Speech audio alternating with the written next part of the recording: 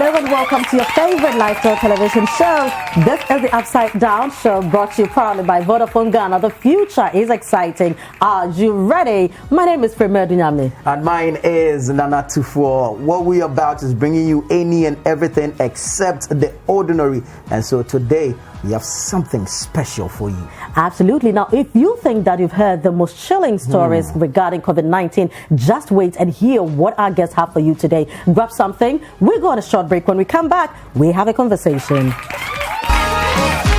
Coming up on the Upside Down Show today, we have a candid conversation with survivors of COVID-19, Prosper and Palgrave, and learn of their harrowing tales of surviving the deadly virus. And later, we're joined by Dr. Adepa Adapo of the Greater Accra Regional Hospital COVID Center as he describes life on the front line and how we can all stay safe from COVID-19. Welcome back, guys. Remember, the show is brought to you by Vodafone. The future is exciting. Are you ready? Now, talk about excitement. We've heard the experiences of people who have suffered COVID-19. Now, it's harrowing, it's chilling, it's frightening based on what you are hearing and where you're hearing it from. But today we're going to bring you personal experiences, people who have survived it and who have lived and are here to tell their story. One such person is Frema. Yes, one such person is me. I'm sure people will be wondering about. We always see her, on TV. We always see her on social media and all. But if you've taken notice, or if you paid attention to the latter part of December and the beginning of January, you realize that I was missing. I was not on TV. You couldn't find me. I was just posting old pictures. Yes, because I was down with COVID-19. Some of us, Nana, we give thanks to God that ours was not that bad. But even that, I used to ask myself that, so I had COVID, I took my medicine within like 3 to 4 days. The medicine is done. But I know I'm not well. And apart from you being sick, you having body pains and you knowing within your body that you're not well, it also attacks you mentally, emotionally, everythingly. COVID is everything terrible, everything nasty, everything evil, because I think that what kind of sickness would make me, give me symptoms, different symptoms every day? You can't even get close to your children. Every single day. Every single day. So mine started with not being able to smell properly. The moment I noticed that, I kind of knew that, there's something wrong, So I have a 14-year-old and an 11-year-old. So I told them, guys, listen, I'm not feeling too well. I've gone to do a COVID test. And then my second son is like, Mommy, make sure it is not positive.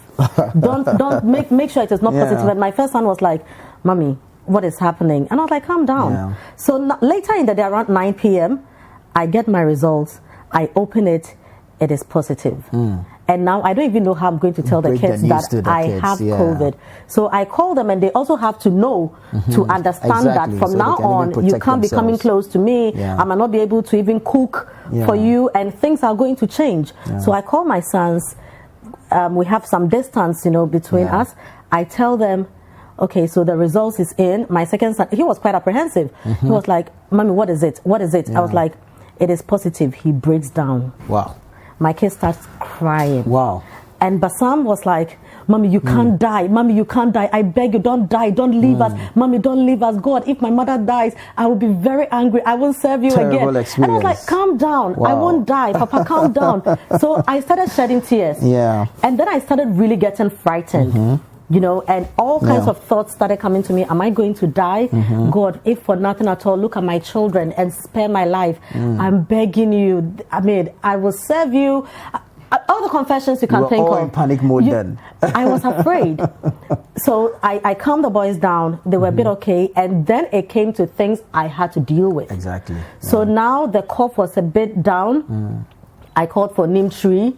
I prepared sobolo. I got my vitamin C, everything. I would need for the boys as well. And the third day, I started getting diarrhea.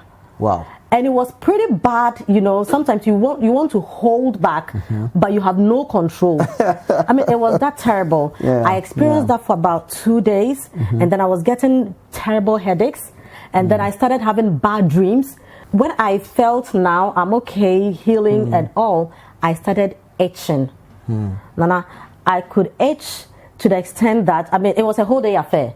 I couldn't wear clothes. When I put water on myself, was a bit okay, but right after coming out of the shower, I itch, you know, like somebody with withdrawal symptoms. And I started breaking out, having rashes and spots all over my face. You have survived. At least you were strong enough to isolate on your own. Yes. Let's talk to people who went into the ICU, people who came close to death. But God being so good, they have survived. We're going to bring on the show Palgrave, Boateng, Dankwa, and Prosper Senor to help us, give us a perspective, their own experience. However harrowing, however chilling it is, they're going to share it so that at least all of us can be cautious of this virus. And of course, we mask up, wash our hands regularly, apply the sanitizer, and of course, social distance just to be safe from this virus. Hello, guys. You're welcome. We survived. We did. We did. Before we start, congratulations to you all. Thank you. To us as well. It looks like I'm the odd one here. Thank God for where you are and pray you never get there. I think it's the Sakura. Well, could be. Anyway, so how are you guys now? Well, I am very well by the grace of God. Awesome. So just for clarity, who is who? I'm Palgrave. Okay. I'm Prosper. All right. Nice. Okay. Nice. So I'm very well.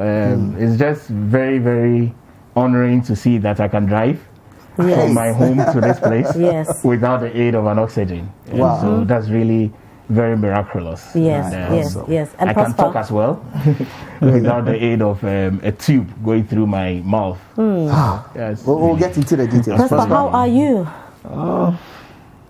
I just have to thank God. Doesn't been easy as of now. I still have some slight problems here and there. I can't walk for more than 200 meters without sitting down waiting for breath to be able to enable me. At times I feel I had some pains at my ribs, both the left and the right. Still having as I'm talking to you, I'll be having I have some kind of memory lapses. Wow. Yeah, so maybe I'll need you people to maybe at a point be prompting able you to help. Yeah. No problem. So that's no fine. problem. That's fine. But do you remember where and how you got it? Can you play back? You know. Yeah, that's the most difficult question at times. I find it difficult to answer because I've been at the testing center as a volunteer at the Noguchi Memorial Institute for. Oh wow! Yeah, we've been there since March, and we've been doing all the protocol that you can think of because it's a high-risk area where even when you are entering a door, there's someone to open the door for you to enter because of the kind of work that we are doing over there. But I can't really pinpoint whether it is at this place or the other because I don't go home. Okay. We used to be at the campus because we feel that we do 12-hour shifts. Okay. And it becomes very difficult just going home and then trying to also mingle with others. We prefer to be isolated from other groups so that if there is any outbreak at all, maybe you suffer it alone. Can you recall? You remember where you got it and how you thought you had it? Yeah. Well, it would be very difficult to recall. I mean, you know how it is like in the season of electioneering. All of us that are involved from CSOs, all of the works, and then Christmas comes in, and then the New Year comes in. So it's just a lot of activities. Maybe what I could say is that it's just more of an occupational hazard. So it's really very difficult to pinpoint where I had it from. But I'm sure that when I process through, I'll be able to remember a few other places that I'd been that could be suspicious because a few family members had some weddings and things of that nature. So sometimes social when you gatherings, gatherings basically, and it's really very difficult to absent yourself. You know how it is like. So but I'm not sure it could be any of those places. But I mean, whatever it was, we came through and we pulled through. For me, that's really what matters. Because I know who gave it to me. Oh, you do? I do, but I can't say. I know, I do, but I won't say that. So how did you know? You know, mine started with loss of smell. How did you know? I mean, what prompted you to go and test? Okay, so this I started on the 2nd. I went to test because I test every 2 weeks because of the kind of work that I do and then the places that I go.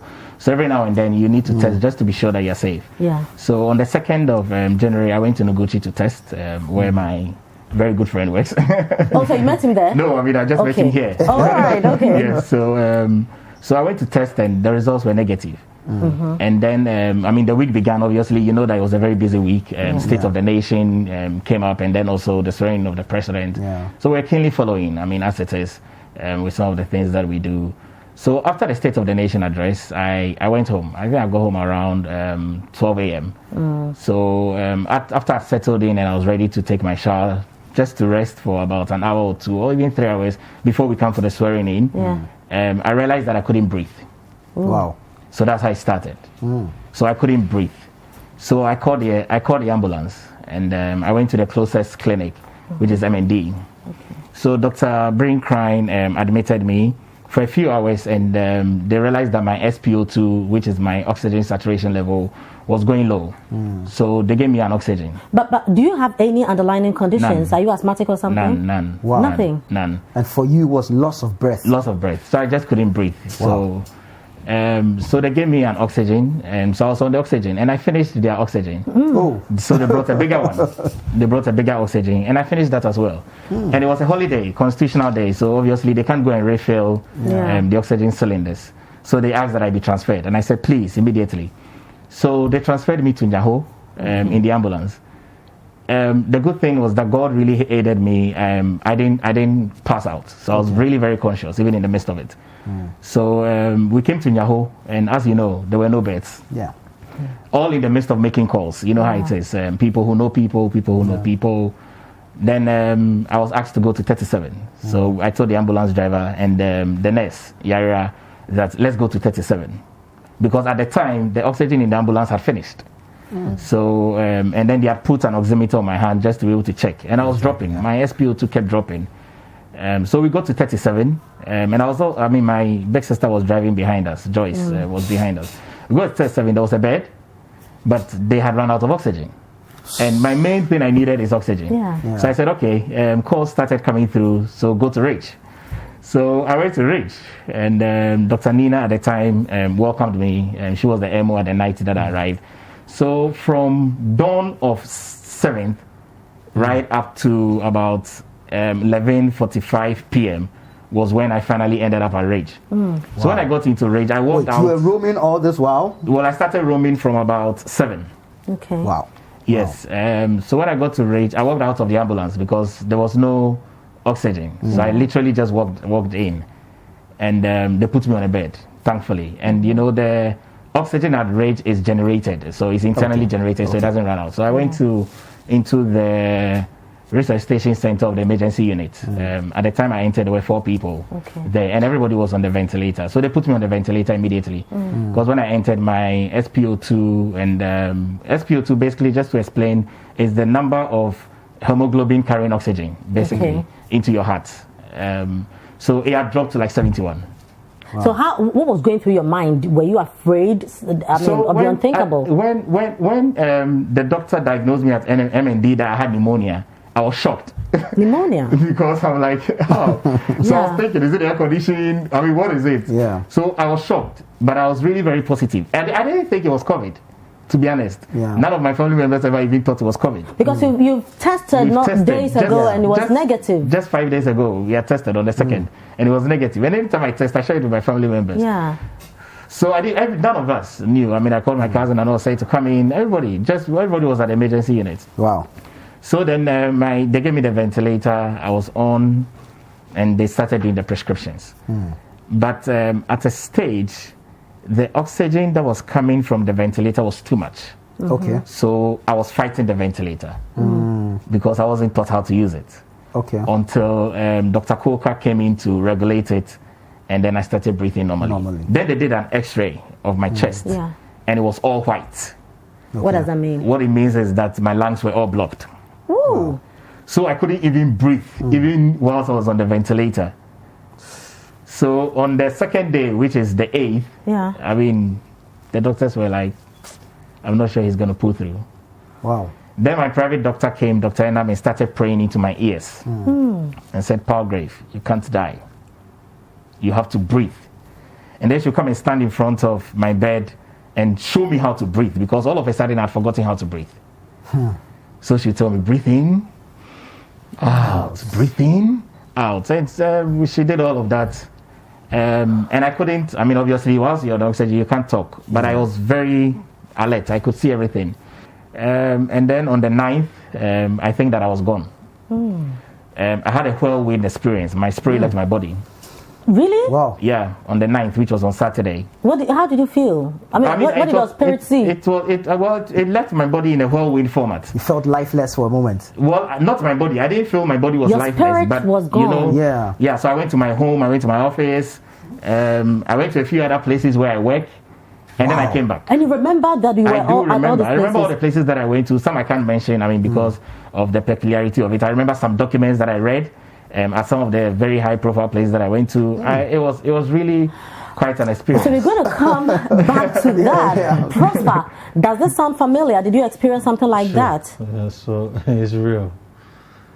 I think mine was at the ICU. I thought, I remember asking the nurse, did you put any ladder beside me? He said no. No, so how did you end up at the ICU? How did you know that Actually, you have COVID? I got infected twice.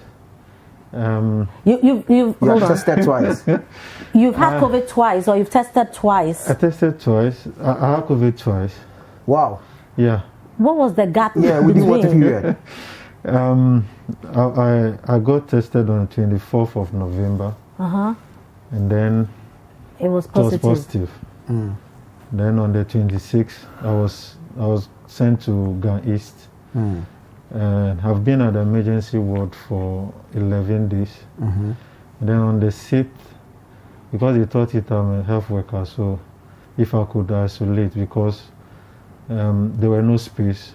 And I realized I could walk a bit around. So I accepted to isolate at Legon. So I've been there. I've been put on trauma.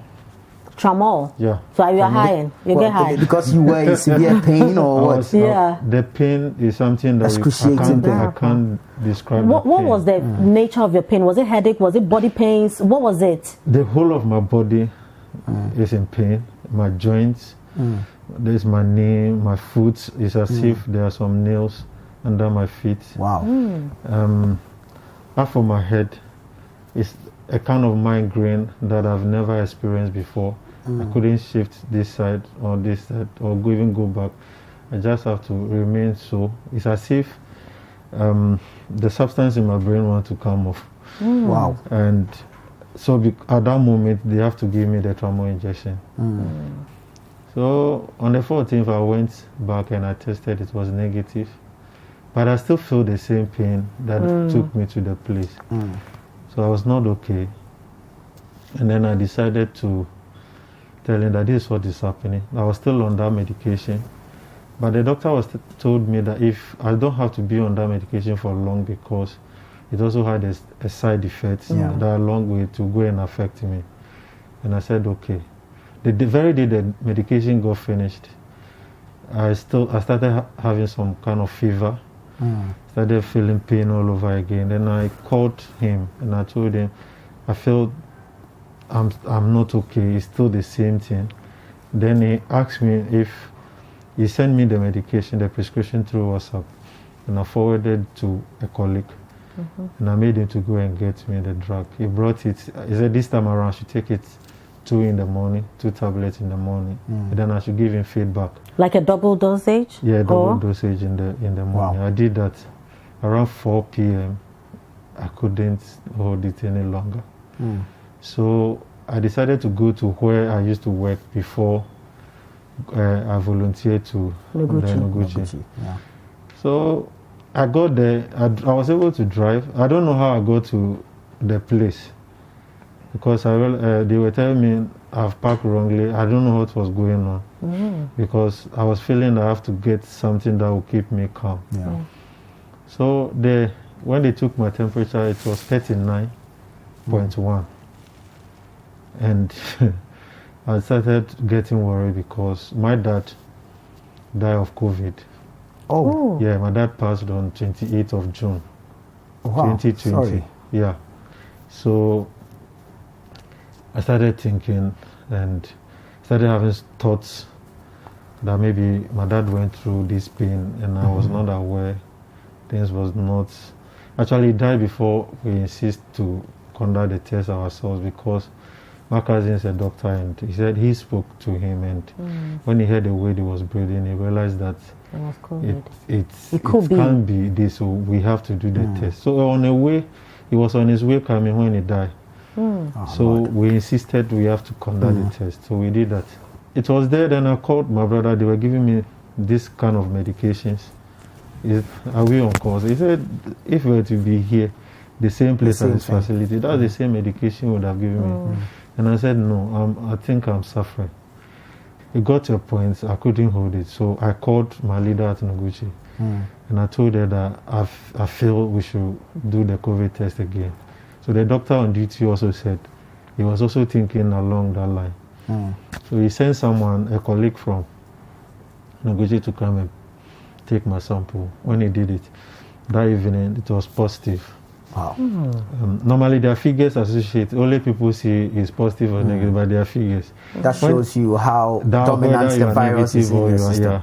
Okay. So when he mentioned the figures, I said, and then I'm finished. But how old are you? I'm 38. Okay. Wow. Yeah. So when the thing became that way, I said no.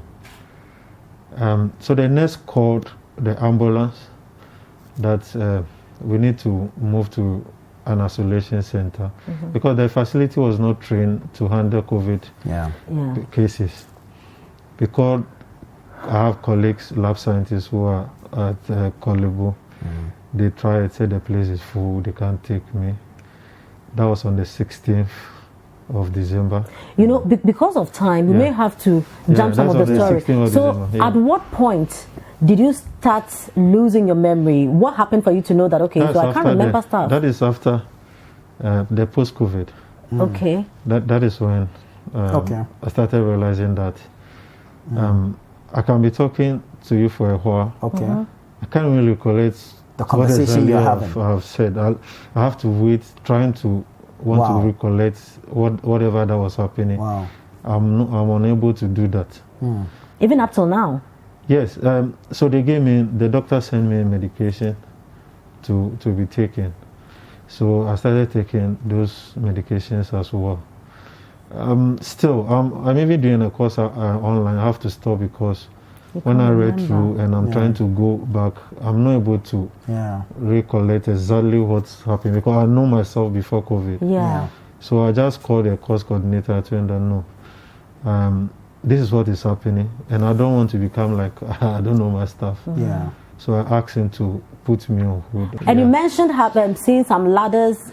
So around 4 a.m.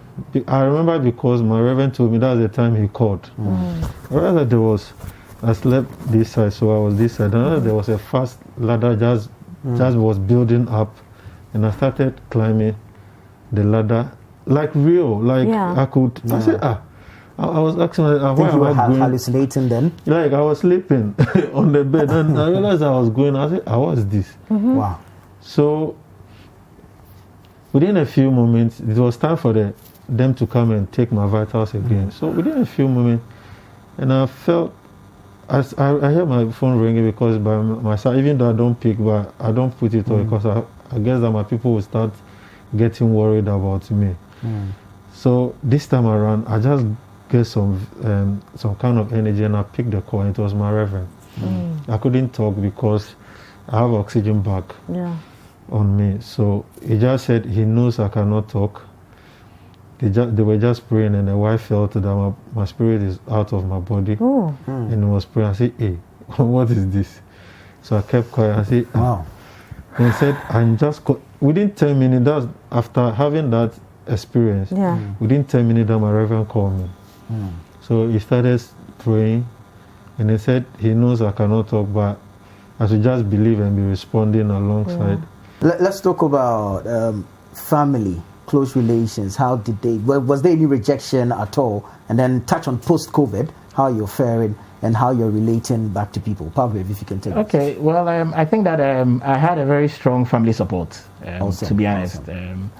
They were with me from the very beginning, right up to the very end. So on Monday 10th, I was moved to the ICU of COVID, where Dr. Adepa and Mama Lucy, a doctor and a nurse, welcomed me to cubicle 1, bed 1.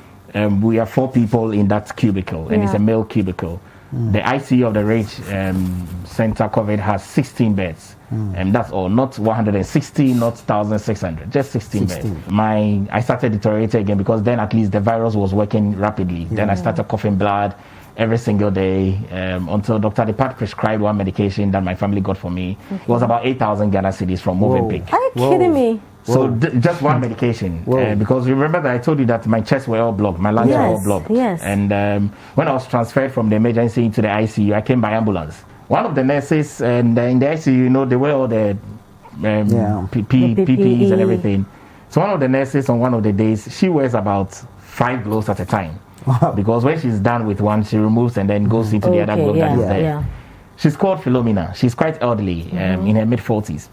She said she saw fear in my eyes. And so she asked me, just like the doctor asked, are you a Christian? And I said, I'm a pastor. Oh, you are a pastor? Yes, I am. Oh, and then he said, can I pray for you? I said, yes. And she prayed for me. And every time she would come and check and every other thing. But the nurses, I mean, the frontline workers are just amazing guys. Awesome. Very, very awesome. Derek had a bath. He bathed me in bed.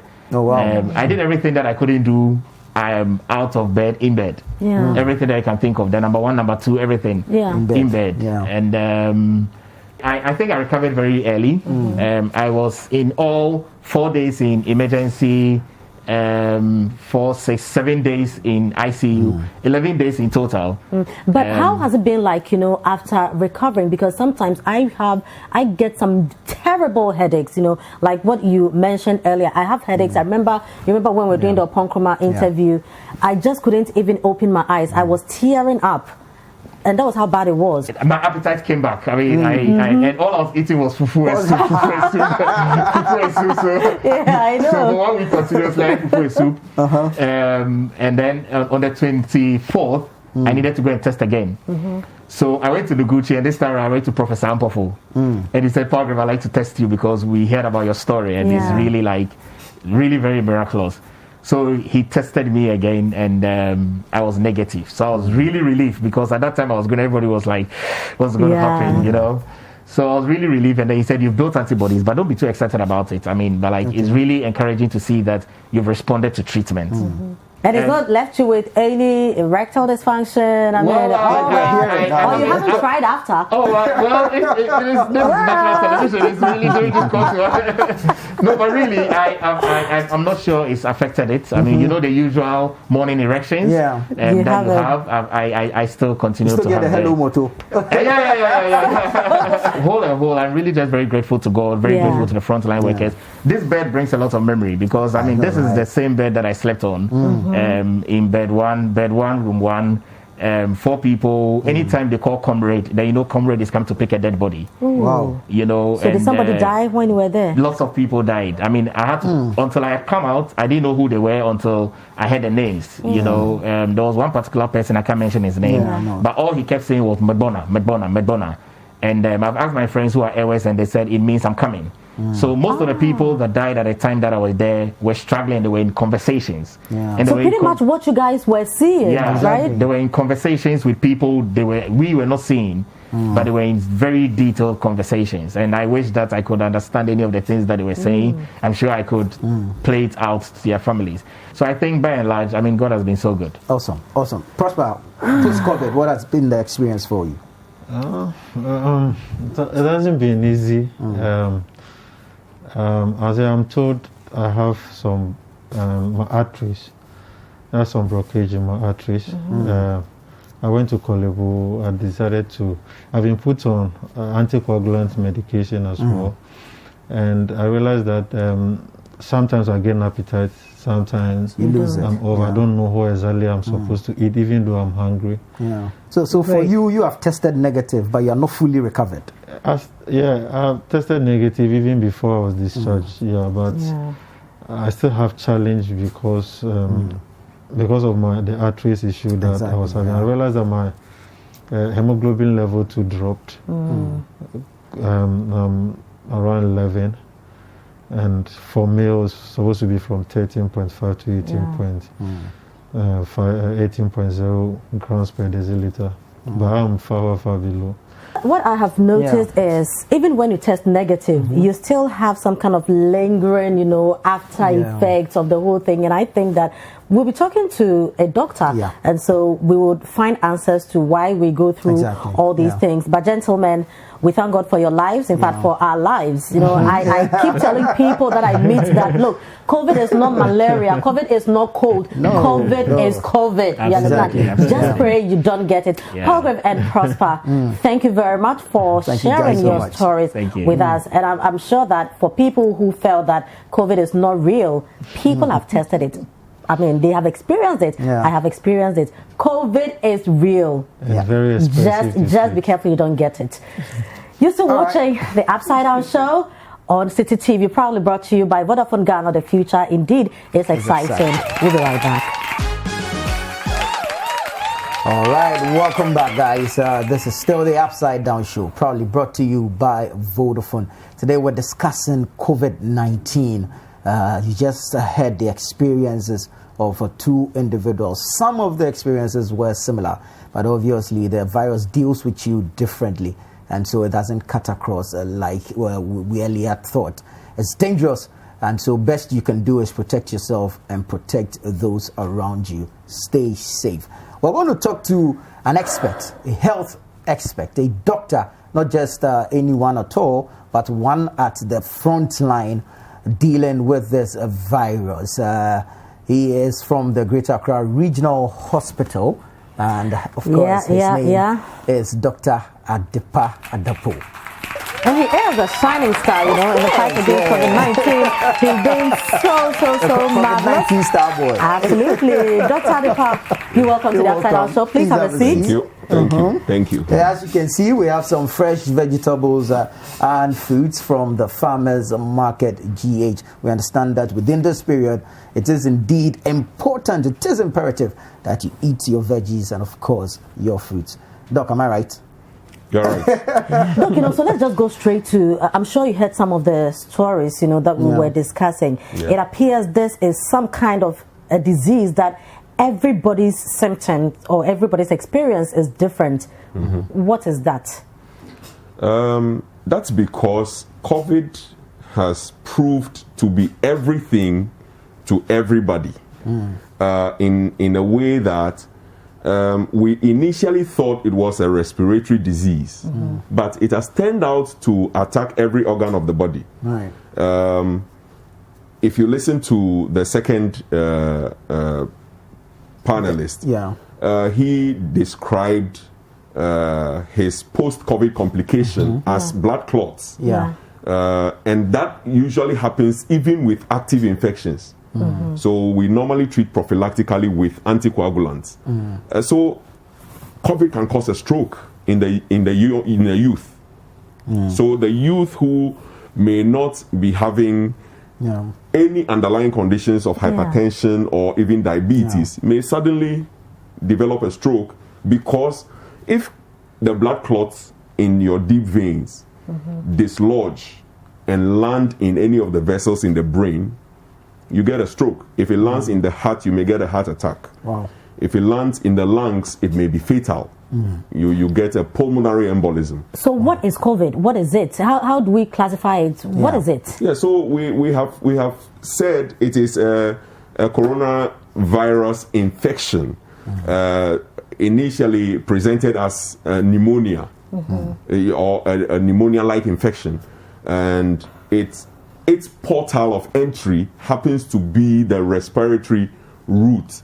So it could go through your nostrils by inhalation of the aerosolized particles, or through the mouth, or through the eyes. So these are the main portals of entry of the virus. Okay, so does that mean that, for instance, there should be a problem with maybe your lungs, there should be a problem with your kidney for it to dwell there? What does it mean? No, it only means that there is that kind of receptor. Let's say a knob or a keyhole and a key concept. Exactly. Okay. So that keyhole, if you have that keyhole on the lung, then the coronavirus Is the key. which is the key. Once it locates that keyhole, which is compatible with it, it enters. interlocks and stays there and proliferates. Wow. Okay. So if it's in the brain, it goes there, finds an ACE receptor, and attaches itself and destroys whatever it finds on its path. If it's in the lungs. The kidneys, it will do the same. So now, the post-COVID complications are now happening in those areas. You could have a kidney failure as a post-COVID complication. You could have a long-term lung fibrosis where you become dependent on oxygen even for the rest of your life. Wow, that's dangerous. but so who is at risk? Because you just mentioned that now is attacking the youth. You don't necessarily have to have any underlying condition. So who will it kill? Who can come out, safely? Who would have some long-lasting effect? Paul Grave told you he nearly died, right? Yes. And he did Nearly died. Yes. Because you were with him. Yes. And he told you about someone else who, he was in the news actually. Yes. And yes, he went, we resuscitated, he came back and went again because he had kidney failure and we had to dialyze. So yes, a lot of youth are going. It depends on how early we are able to nip this thing in the bud. Otherwise, when you get to the severe to critical stage, it's between you and God. And that is where we are in the fight, and that is why now we have decided, we in the management team, of course I'm leading the pack, that we should get a COVID OPD at the Greater Accra Regional Hospital, where everybody can walk in. Once you feel the symptom, you come and we have an OPD for you. Like they said, it starts with a respiratory distress. You may not even feel the respiratory distress. And then that opened our eyes, to this concept of what we call happy hypoxia. What's that? And happy hypoxia is such that, when oxygen saturation is getting low in your body, you will have to reciprocate that oxygen deficit by respiratory distress. However, in many youth who do not have any conditions of the lung, or the lung is not compromised, you are breathing all right. Yes. And therefore, you may not be having that respiratory distress, even though oxygen is going low. And oxygen can go as low as 50%. How would you know? You won't know. So, I therefore recommend for everybody to get a pulse oximeter. Okay. So when you come to the OPD, even if you test positive, and you have you have to be treated at home because you are mild to moderate, we will give you a pulse oximeter. Right. And you give us daily updates of your oxygen saturation. Paul Grave now says he is about 98. Your target value for everybody is 95% to 100% of oxygen saturation. When that is coming down, it is only the pulse oximeter that will detect. Because, like I said, you may not reciprocate that oxygen deficit by a respiratory distress from the beginning. People just drop dead, and that is what happened in the US and the UK. But how frustrating is it for you as a health worker when you hear news of people letting down their guard, not wearing their mask, vis-a-vis the new symptoms we are seeing? I don't blame them much. You know why? We have failed them in a way by not putting health workers in front of the communication. All right? The politicians who do the communication many times, have no idea themselves until they started getting infected.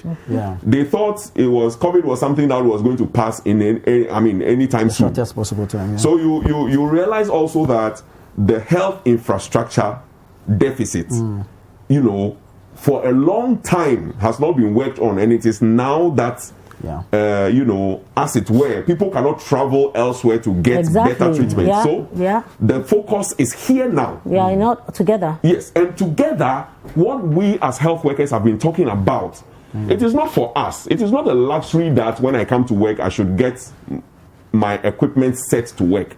It is for the patient. That is why I make such demands. So, yes, here we are. And now we have failed the populace by not putting health workers in front of the communication. And that's why I'm very proud of you at Upside Down for inviting us to do this communication, because it is better now to do the simple things that help prevent the infection than to get infected. Because I am very particular about the post-COVID complications. You are with them. You are fighting this. Are the figures being suppressed? Because even from where we sit, the way I hear people around me dying, sometimes when you hear the symptoms, you know that, no, this is COVID. Are we suppressing the figures? Paint us a true picture of our current situation. No, I won't say we are suppressing the figures, but we are not... We in the centers are not reporting in time. Okay. The figures that come out. Okay. Secondly, those in the private practice, especially the private labs, are not under any obligation to report to the national centers. Okay. So we are escaping those figures as well. So that means that we may be having more we are infections having more and infections than is being reported. Which is through no fault of the national or Ghana Health Service. Okay. But because of the we don't have a streamlined database system. And it is not difficult to do. I think we should empower all the hospitals to do data entries immediately the figures come, which can be synchronized to anywhere we want those data for information. We should stop this paper thing and go paperless. Exactly. You mentioned simple things. That's where your interest is in preventing or protecting yourself from contracting the virus. What are these simple things? Let's do some proper education so that those watching us will be on their guard and, of course, practice these simple things. That's a hand sanitizer, right? Yes, that is. Okay. Okay. Sanitize your hands and let me see. Okay. Here we go. Yeah.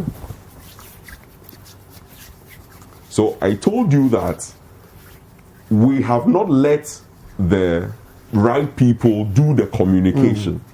You have done a very good job. You have sanitized your hands as best as you know how. But it's not complete. Okay. What should we do? Good. Let me demonstrate. Okay. So, put as much as possible. So, I'm cupping my hand.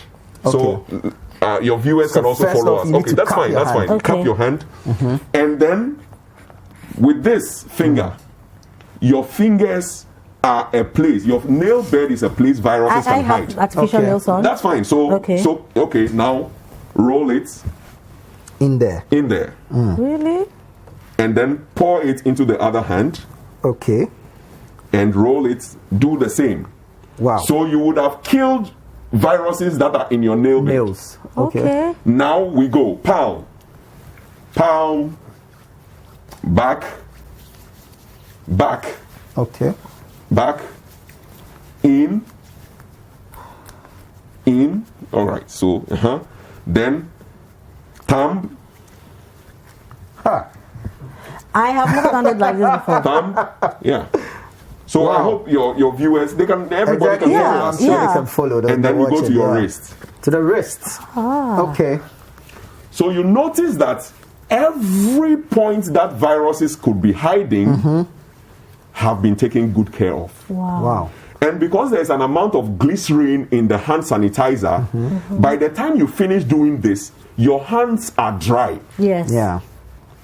Once your hands are dry, you have entrapped every germ in that film of glycerin for the alcohol to properly penetrate and kill them.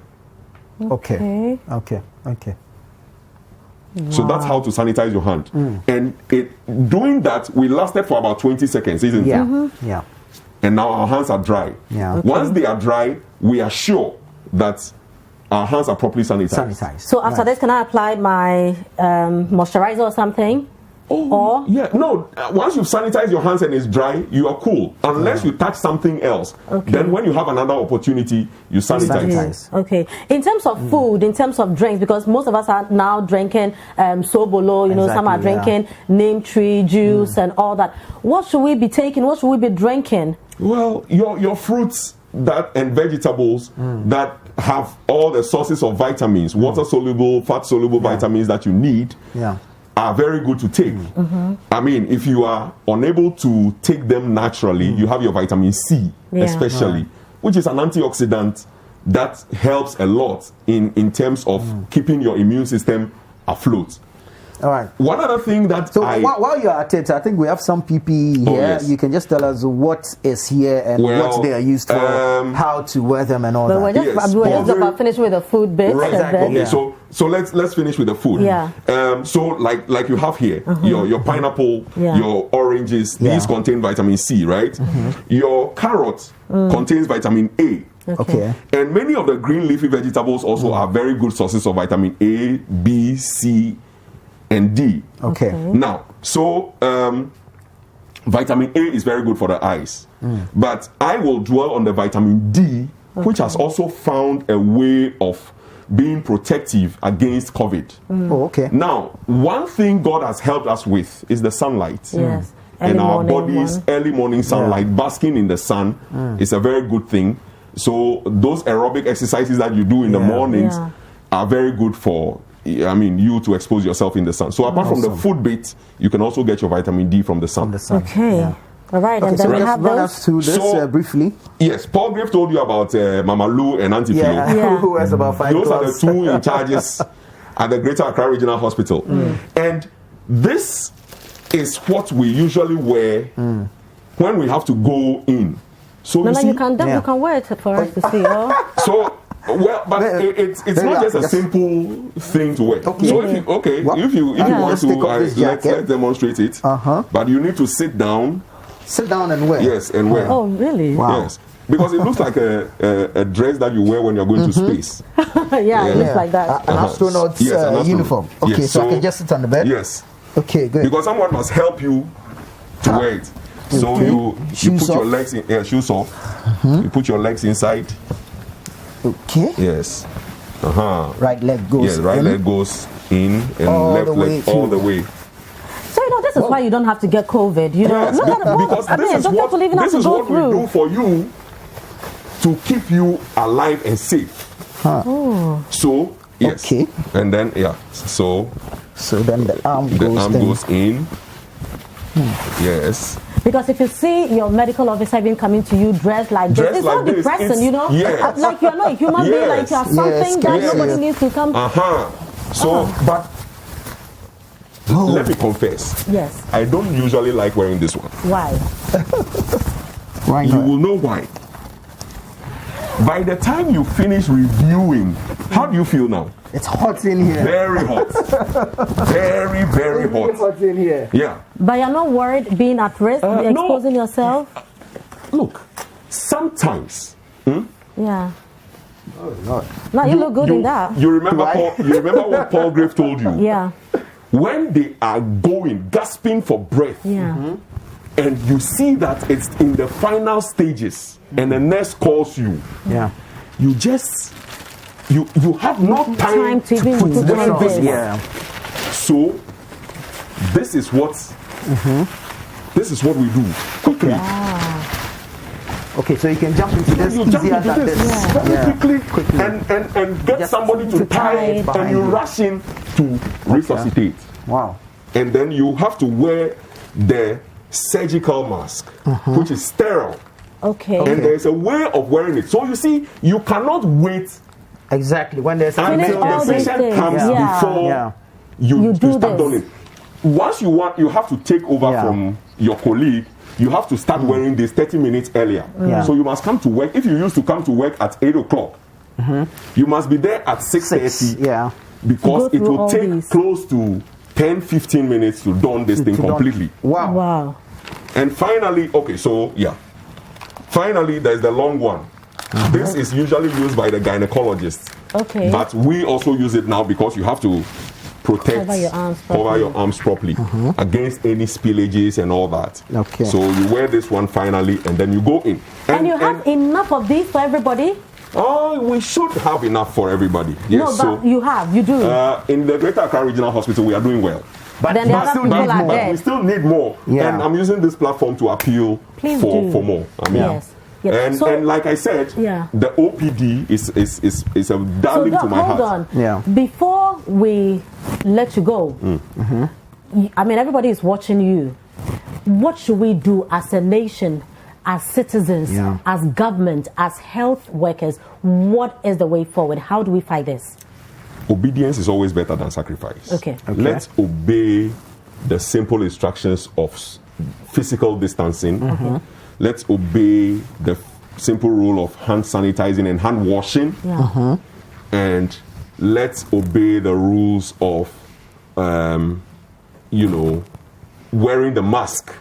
It is the single most protective PPE that we have. Sure. Okay. Let's wear the mask everywhere we have to go.